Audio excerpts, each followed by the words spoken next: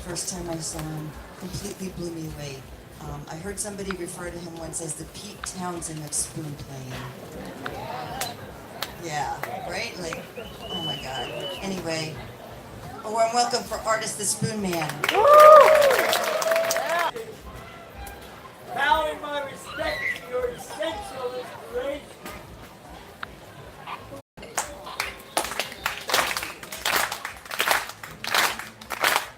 So you know, I'm the one that's supposed to be happy.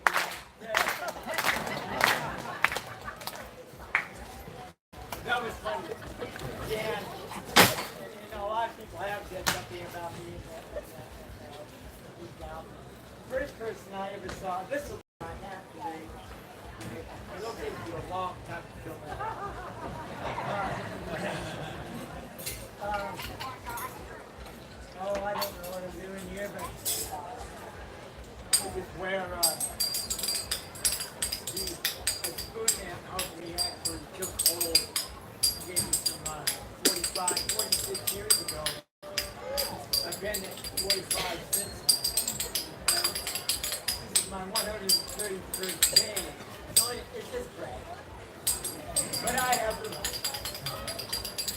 So the first person I saw do this windmill was Elvis in the movie Jailhouse Rock. And if you happen to be an Elvis fan and you like to listen, I still have my 35 LPs from about his name, 45, from the 50s finally, on the RCA. Anyway, this was the first one I saw doing this. The reason, and Pete Townsend, of course, and one of the reasons behind this, especially this current orientation is a whole number.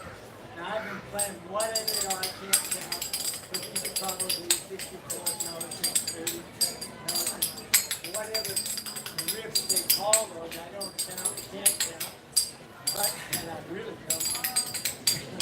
But this is a whole number. And I can't help it. It's the only place I can do it again. So, okay, and it is, of course, some form of theater just to impress you. So, spoon playing. I haven't done much in a couple of years, so you'll notice if you've ever seen me before, I don't have what time is it? 3:33. What did you say? 3:33. 3:33. I've been out here a couple of minutes, so I'm supposed to be out here 15 minutes, 20 minutes. So, oh, I love it. So let's see, how would we make that? 2, 3, 5, well, I would want to do it that.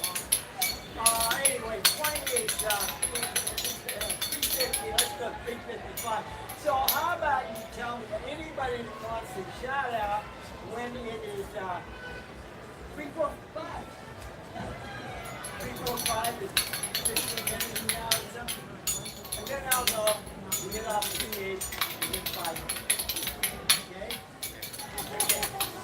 Just go ahead and shout it out, anybody wants. Spoon, can I just teach you something about spoon? I noticed that people with the handle, that's how I started playing, with the handle holding together, and you just, I can't do that this way. But, so, bottom to bottom, well, I'm not going to give you a lesson, but here's something I found out years ago, and I didn't do anything about it until this last year or two. And I just love it. And it is. But they all sound a bit different. This one's kind of bright. Like that. You hear that? Some of it? Yeah. Get some real thin packing foam. Thing spoon. I think this one, if I recall, some of these days,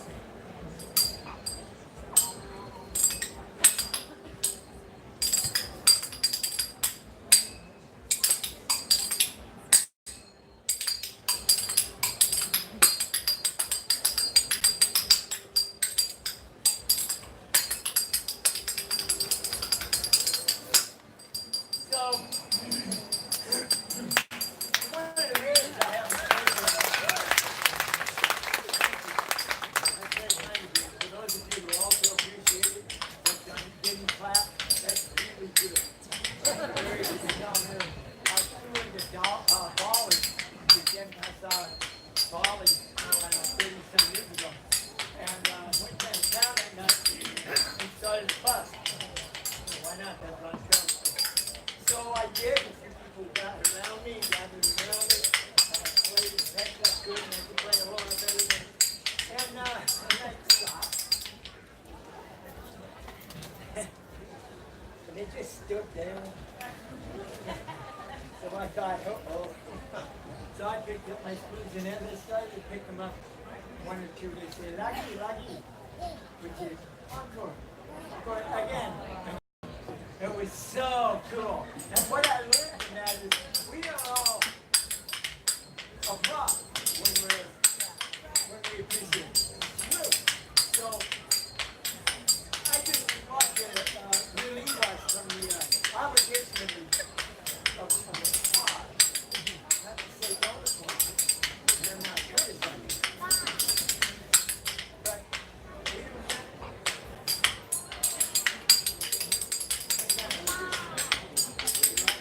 okay, so I told somebody years ago, because I knew what I wanted to do. We made a singing play like something like this. My bad mistakes, so good. I could go on telling you stories about how I do it. Obviously, the way I didn't have to sit. Aerosmith called me out of the audience of this season title. They called me out of the audience for over 10,000 people. And I got up there, and I only had a pair of shoes. And I played with rock. I've never felt more at home on stage. They were playing the hottest song in my mind off the album. Nine Lives, the song was called Something's Gotta Give. And there I was with, two spoons, doing everything I could, and the whole thing, and I was on it. He did a great job. He came over and hugged me afterwards and said, I said to him, you're the best.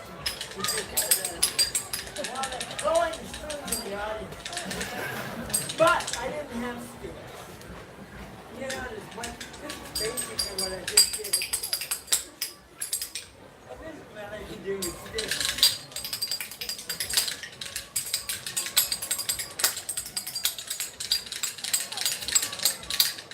Well, I think I'm better than it was 27.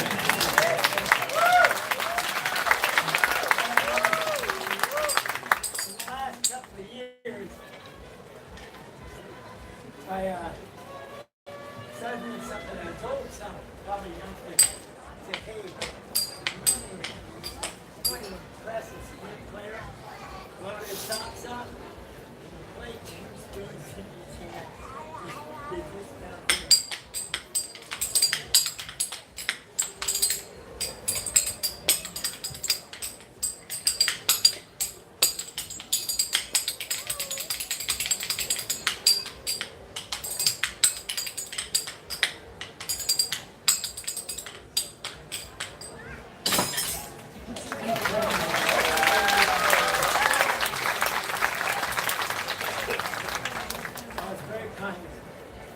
I have,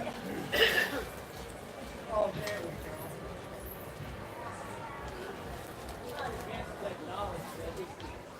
I just like this thing. I just rarely use this because I've always liked to use my voice. Oh, I'm 70. And I haven't used my voice. I live someplace where I can't. I've lived someplace where I can't for 20 years. Neither a small house, which, bless her heart, the woman's house who was upstairs, it actually was Kathy's mother.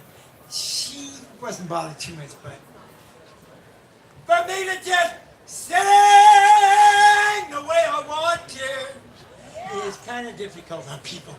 And especially now I live in an apartment building, I know I can't do it. So, but when I do it, I can hurt myself, so I just can't do it. Now I can't. Okay, I'd like to read to you two very recent poems, and they may become songs. We'll see how it goes. I want to say to you, children, I'm not going to swear at you, but these are sensitive. They're rather sensitive poems. They are not damaging in any way, and I know that there are some fathers in here, and mothers, and teenagers who will appreciate it. That's this one. This one is just some foolishness that came to mind. Hi there. You know, whatever. Can you use the microphone, artist? Can you use the microphone? I'm just saying that is the most pleasant sound in our lives, especially when we're making it ourselves way back when. But we can, you know, I'm not, you know, I'm being slow. But I, so, never shut them up. Let the act shut up. Okay, this one is called Sad Smiles. The mirror is weary of reflecting my image. My face is weary of wearing its mask. My tears are rehydrated grains of vain acquisitions. Old smiles sardonically at my whining self, accentuating I'm not old, not as old as I'm gonna be. Sad smiles.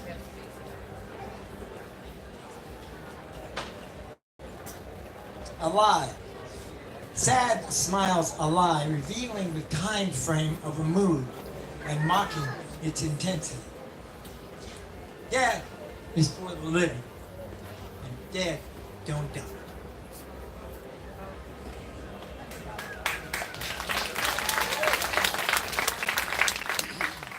Title of this is She's Not a Whore, Dad. She's not a whore, Dad. A woman, she's no longer a child. She wants a boyfriend she can bring home to you. She's like the girl you thought was pretty in high school, but never had the nerve to approach. She's like the girl you knew in high school, but never had the nerve to approach. She's like the girl who liked you in high school, who you didn't know you could kiss, who knew you were the one worth the risk, not the boy in the car acting like a dick. She wants to stand out, not disappear in the crowd. She knows how to say no. Mom taught her how. She's in the game, Dad. She wants to win him before some other girl does. So give her advice on how to look nice, be as pretty as Mom. Mom did the same. You didn't think that was wrong. She's not a whore, Dad. The teenager you knew she would be.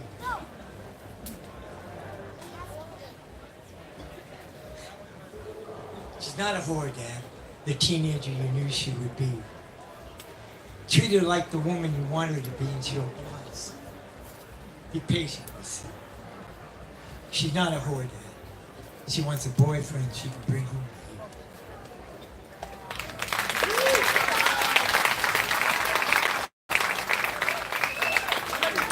Get out of here. All right. I got two. We're going to come around later. I want you to know I have a couple of DVD and a relatively new CD from last year. I'm not trying to sell it. I just want you to have it if you want it. Just buy it. You can feel it. We're going to have to work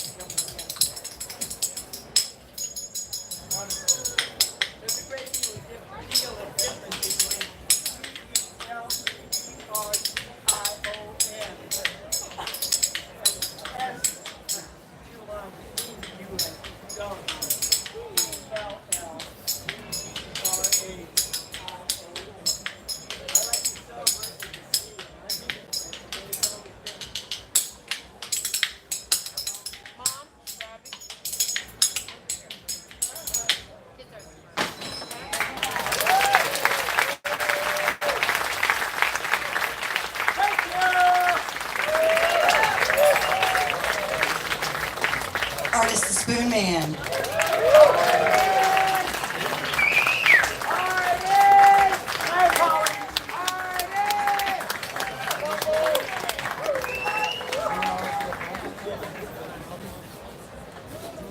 And now, direct from Coney Island, the absolutely tattooless woman, Jan Luby.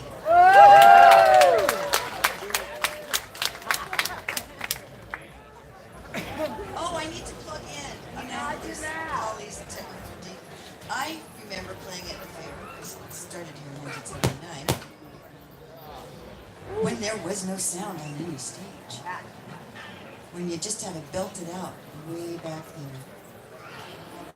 And those were also the days. You got me. I don't need to be quite so loud in here. I don't know if anybody noticed this person here.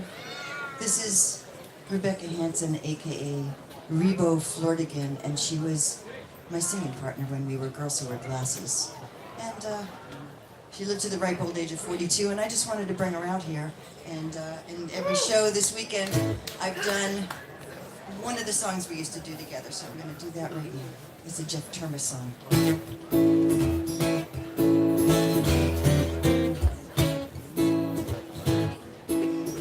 I got a friend named Sally. She works down at the bowling alley. If you got an evening with nothing to do, stop in and say hello. She'll let you try on a beautiful pair of bowling shoes. Hey, bowling shoes. You don't even have to bowl, you just take a stroll. You see what I mean when I talk about bowling shoes.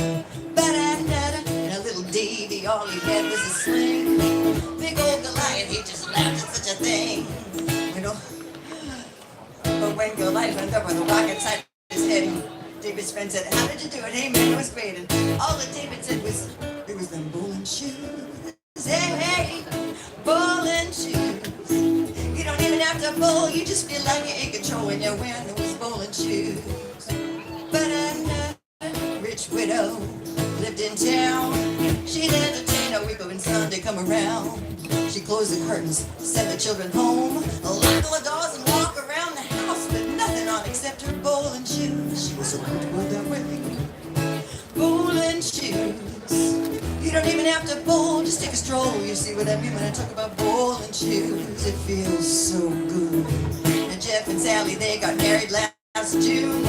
They went to the Holiday Inn for their honeymoon.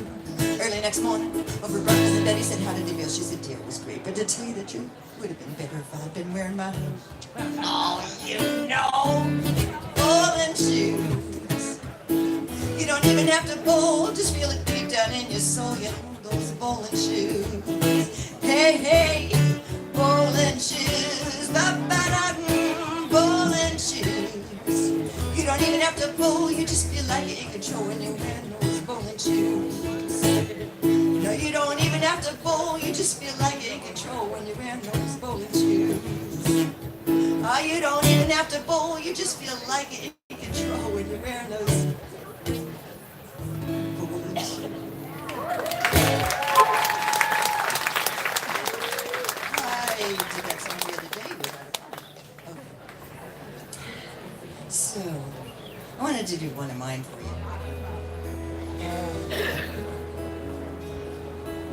Because I think there's at least a small handful of people in the audience that can relate to this.